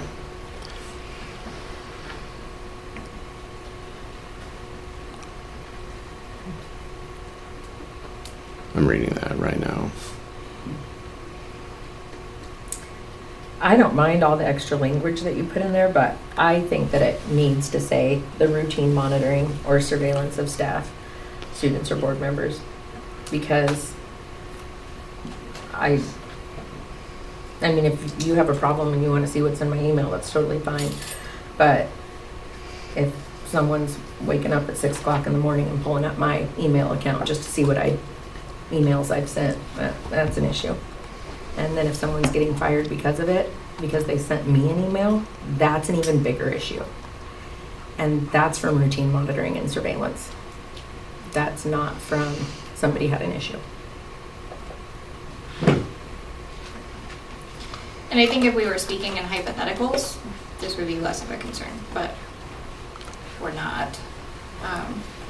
I mean, there are reasons that this was initially brought to me as a concern of something we needed to look into, and that was because of sequences of events that had happened after emails were sent. And so I do think that it was something we didn't have a strong enough policy in before. So I'm probably, like, I like your proposal B, and I am fine with maybe shortening some of that other, but I am probably pretty solid on thinking it needs to explicitly say it's not used for routine monitoring or surveillance. Mitch, just so I don't forget, did send over a couple of notes on this too. He said, let's see, that was the handbook. He said he feels strongly about no surveilling. He doesn't think surveilling is needed of teachers, students, or of board members. And he liked the previous policy. The draft, not the revised.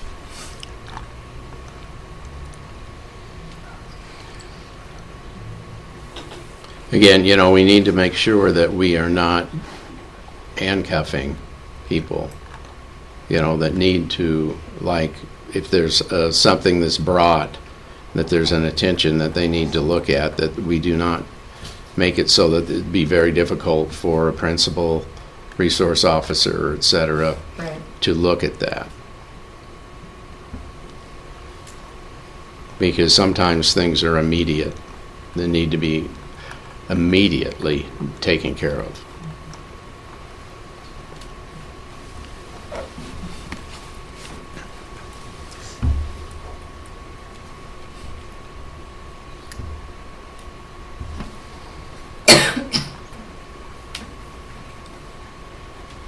Is there something that you feel like this is missing? Like, is there something that comes to mind? I'm just trying to understand where you're coming from. Yeah, the bullet points I have had a problem with from the beginning because of that. They're so prescriptive here.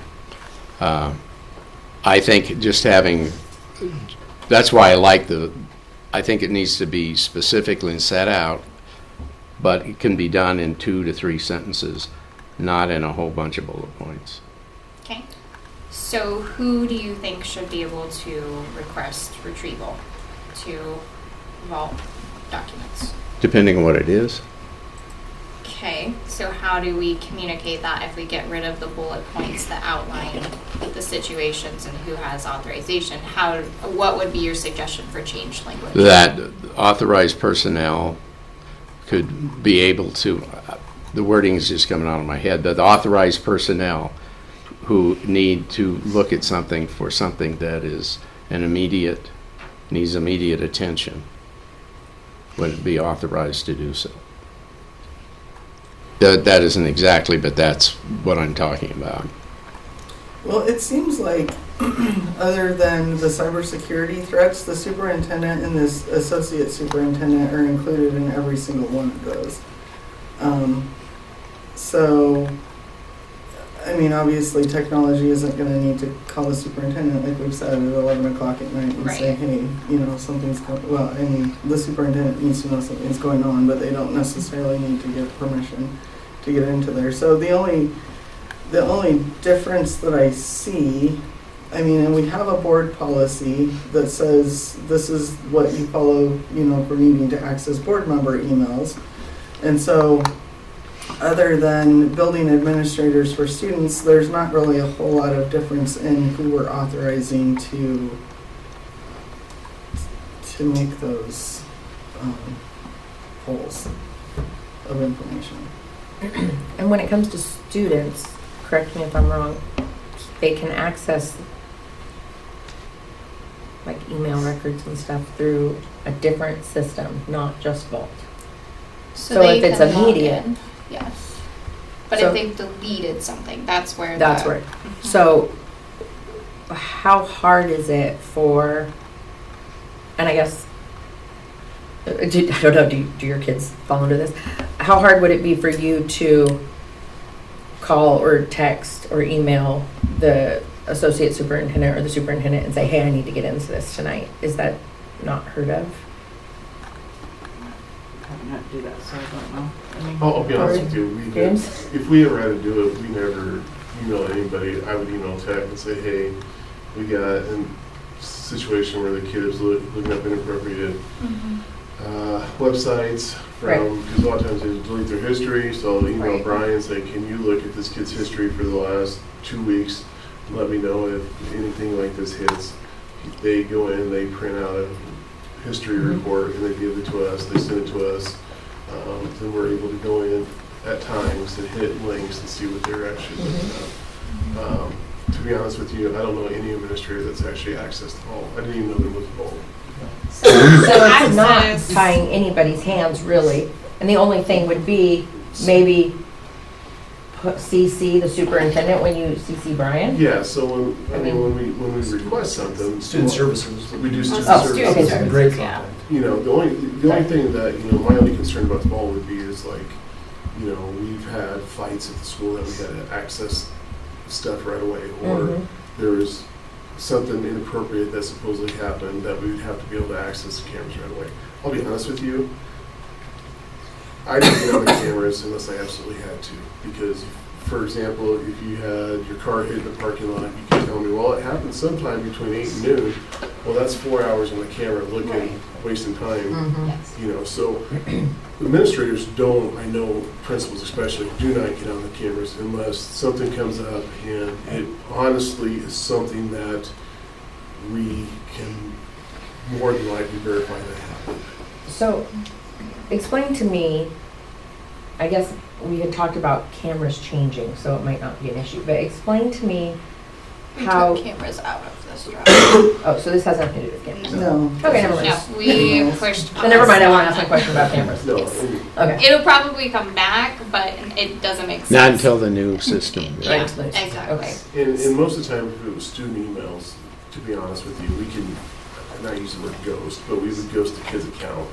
You can log And then we in. could get on, but if everything was deleted, then that's when we would contact tech. You know, most of the time, the only time we ever get on a kid's emails is A, something inappropriate, we suspect something inappropriate, or B, the parent comes in and says, hey, my kid turned this assignment in, and I know he turned this assignment in, whatever, so then, or he didn't know about the assignment, and you get on the email and go, hey, wait, here's this email 14 times that says he's missing this assignment. Right. And none of them are unread, you know. What email? Yeah, so, you know, so that's the only time administrators ever did it. Right. And I can tell you, I probably did it less than 5 in my 20-some Yeah, year career. okay. Well, and Joanne, when you asked about that report a few meetings ago, like how the different departments use Vault, we only had 3.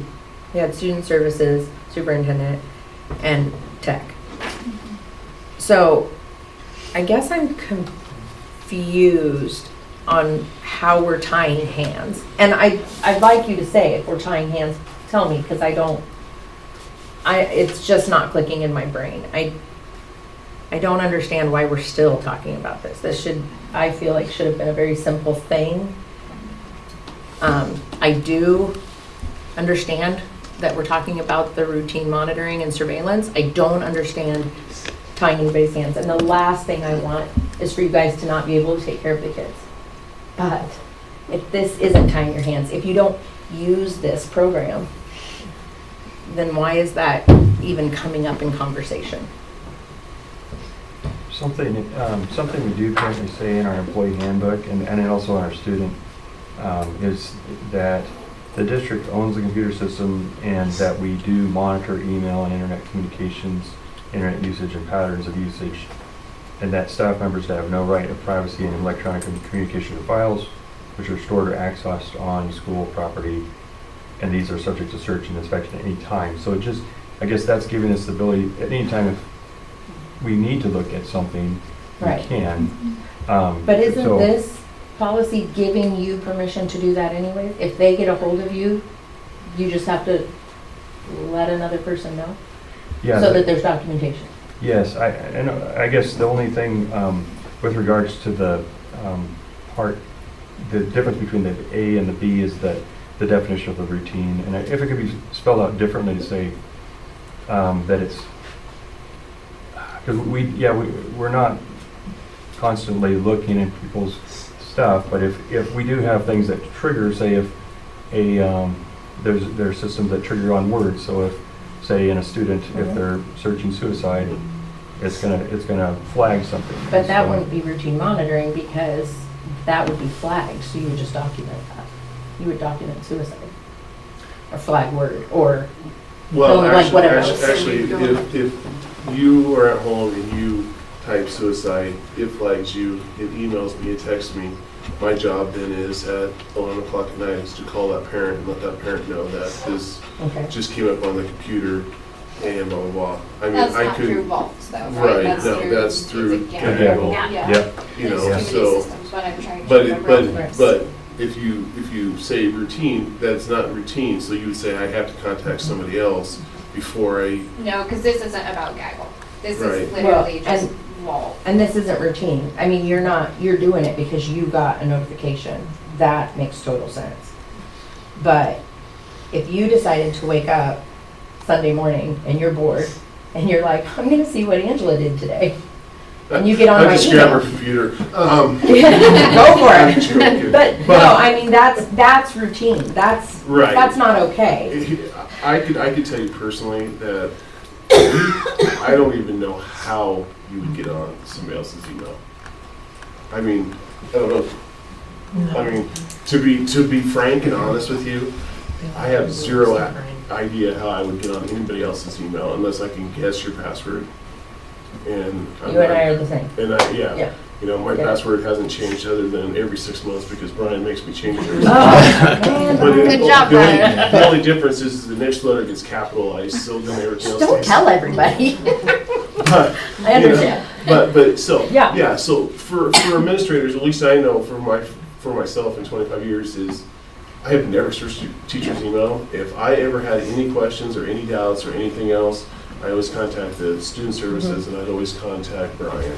And then it's in their hands, and if it comes back to me, it does. If it doesn't, it doesn't.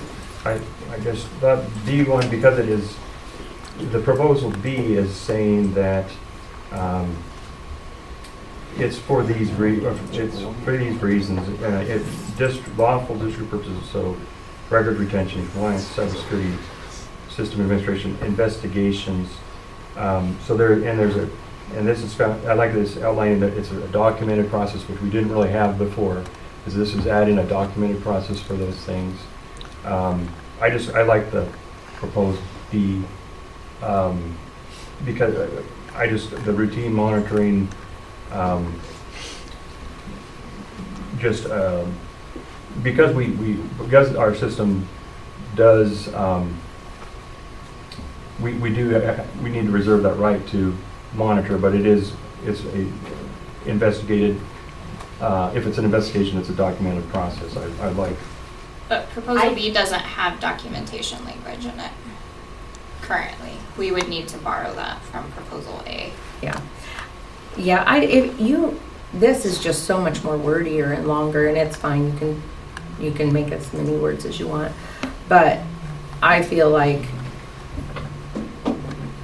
making sure that routine monitoring, and I don't care if you push those words together, because that is definitely different than a student having a suicide search, and then you're checking their email for a week to make sure that they're okay and not constantly searching or emailing somebody about that. That's not routine monitoring, and that's common sense. Well, for me, we could put documented in there in proposal B, but I think it just clarifies the purpose. Routine, I think, is just too, it honestly is just too vague and leaves a lot of room for question. The lawful district purposes, what Brian was talking about, those are encompassing words.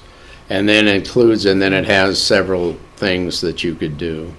But the routine thing is such a wide word, very wide. This is what I would say.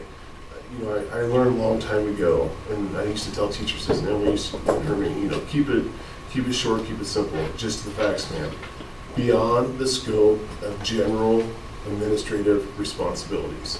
Because anything that, if you just get up on Sunday morning at 11 o'clock, decide to search somebody else, that's beyond the scope of your general administrative responsibilities. So we could use maybe the first one and say shall not be used beyond the scope of general administrative duties. Yeah, because that allows us to still do what we're still doing, because our general administrative duties are to make sure kids are safe, or investigate this or investigate that. But beyond that, I would say, I wonder what Robin's doing. Well, that's not my administrative responsibility to see what Robin's doing. So to me, that's beyond the scope of our professional duties. I think that's a good insight for sure, because that's where I think we're maybe not all seeing eye to eye on this. Is I think that saying lawful district use is great, and I think that was in one of the very first proposals of this policy. But because of what we have them sign, technically lawful district use does include somebody checking a principal's email 20 times a day if they want to. That is lawful unless we explicitly say in policy that it is not. It's not lawful for the board because the board did not sign the same agreement that staff signed. So that does actually address the board issue. But I think that your language is a little bit encompassing of what those concerns are. So I appreciate that suggestion. Thank you for talking me through that. Like, I wasn't seeing it. And I think a lot of people are confused because of, if you've listened to this long enough, people are confused where this is actually going and things like that. But I think, again, you used the beyond the scope of your professional responsibilities. Well, I have a job description. The principals have a job description. You know what your teachers have one too, so they know. And maybe you could even include, beyond your professional duties necessary to protect district operations, security, users, and property or whatever. So it's kind of a. Don't try to make it too wordy, because that is. Yeah, I can get behind that. There's somebody who has no idea, they get confused easily. Right.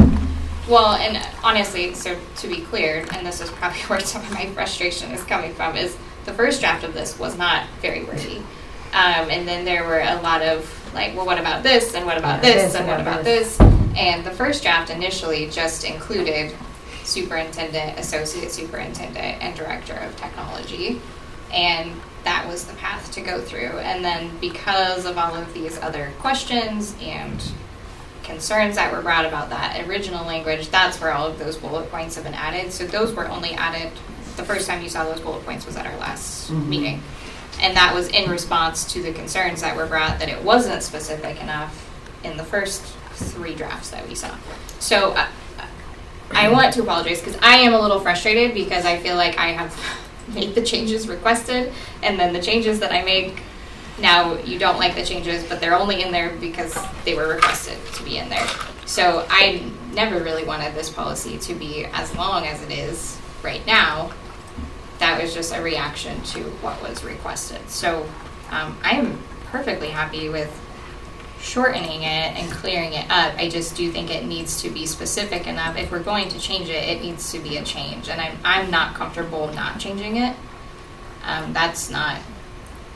Well, I'm not comfortable leaving it the same because that got us into this situation.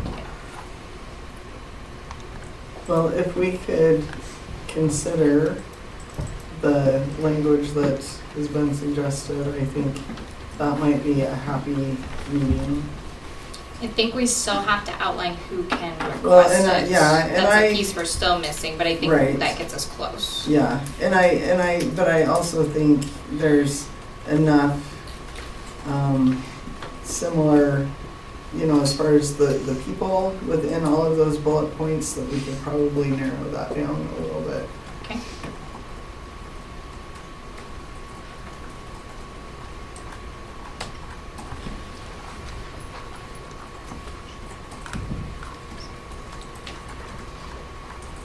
Okay. Anything else on that we need to discuss? Okay. I would love to see us put this policy to bed if we can next Please. month.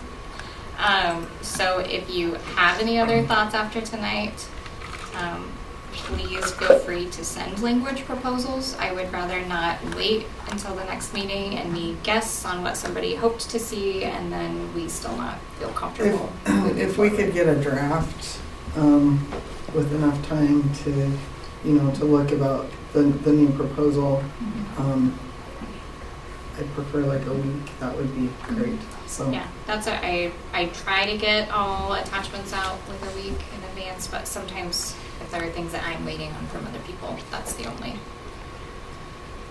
hold up on occasion, but I don't anticipate there being anything to wait on this. So I will get something out. I'll probably send something out to the board when I send out the list of notes from our handbook discussion. Okay.